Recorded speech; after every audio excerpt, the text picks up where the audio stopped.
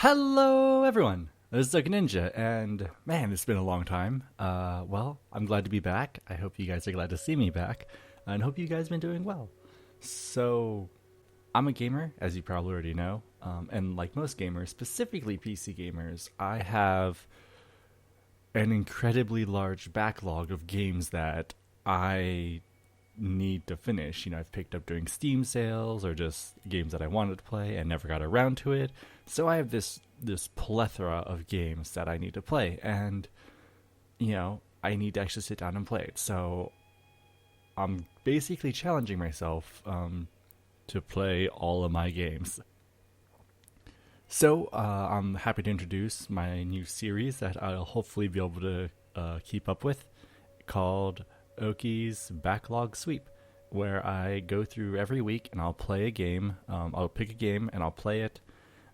And hopefully, my goal is to at least get a feeling for the game. If it's single player, I want to complete the story, but not all games are single player and have a story. A lot of them are multiplayer.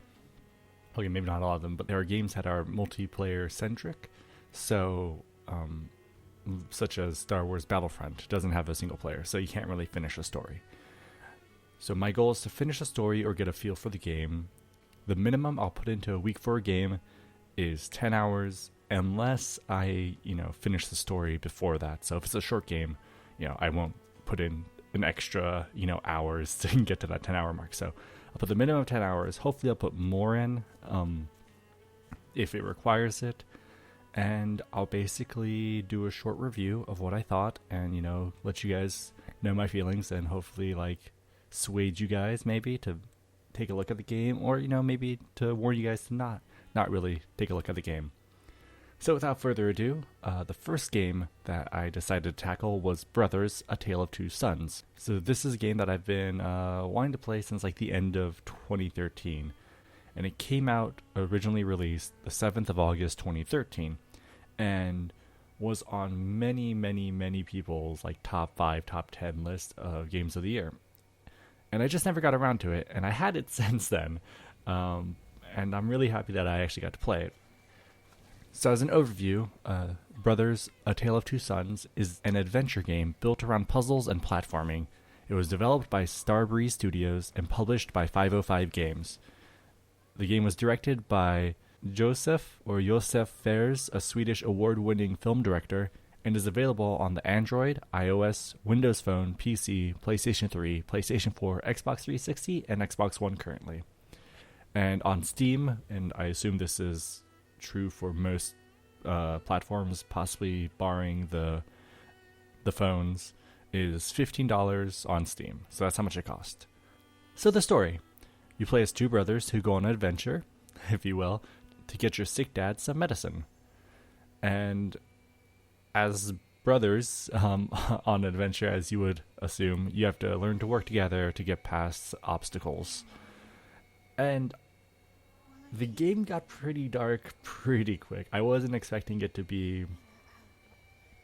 I know it was an emotional game, it and everything, but it got really dark really quicker than I expected, and it definitely delved into themes that I didn't expect it to, and it was very surprising, and I'm really happy about that.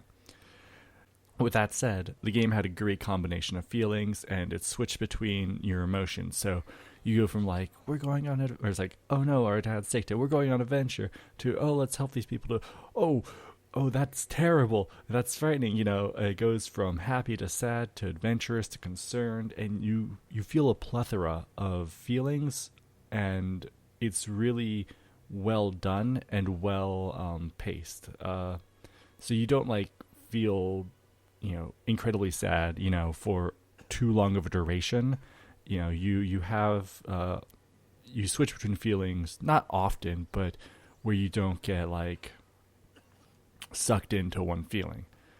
And the pacing overall, not just with how the emotions change, but the pacing overall is really well done. You never feel like you're stuck on an area for too long, or you're stuck on a puzzle for too long. It's the pacing is really it's quick, but not rushed.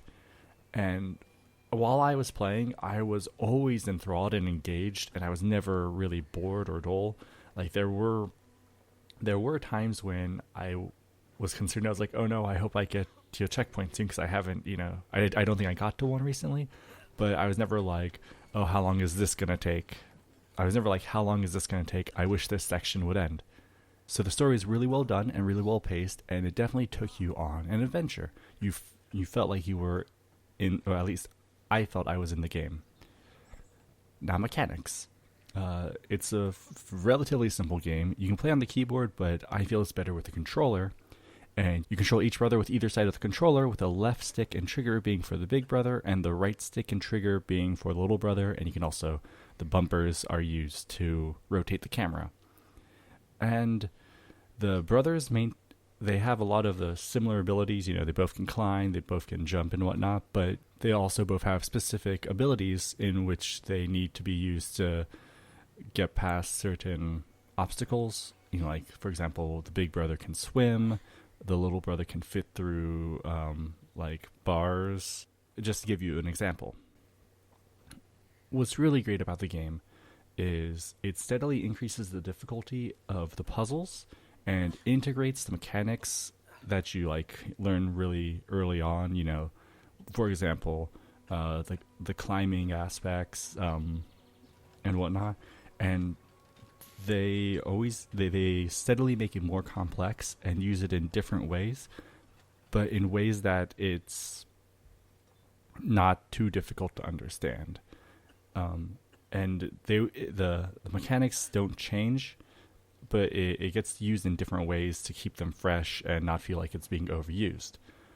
The puzzles also are not too difficult, at least for me. I don't know about other players, but it didn't seem too difficult. So you shouldn't be stuck on many puzzles for too long.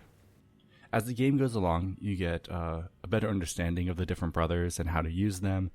And at first it's pretty confusing because you're controlling two characters at one time, but you kind of get the feeling for it. Even in the later levels, you still get confused every so often with why is the character going that way. But it really folds together the mechanics really well, and you see the development of the characters through the mechanics and of yourself through how you understand the mechanics. So on to visuals. Now, this game is not, let's say, the greatest looking game from a realistic standpoint.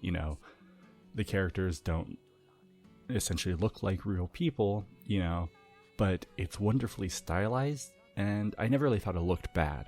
So it's not like ultra high def, look like the real world, but it's definitely stylized in the same essence that Legend of Zelda Wind Waker is, it's stylized opposed to Twilight Princess.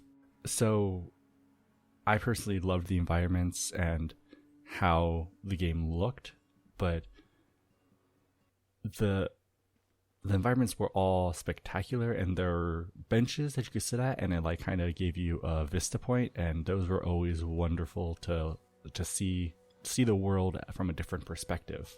The game feels like it's in a real world, and even in some chapters, you'll be scaling a mountain, for example, and you can see where you initially came from, and if you know where you're going to, you can see in the future where you would go to later on in that level, and it's really well interwoven and intertwined. It's kind of a theme, I guess, for the game. It's really well woven and intertwined, and the visual does not lack in that.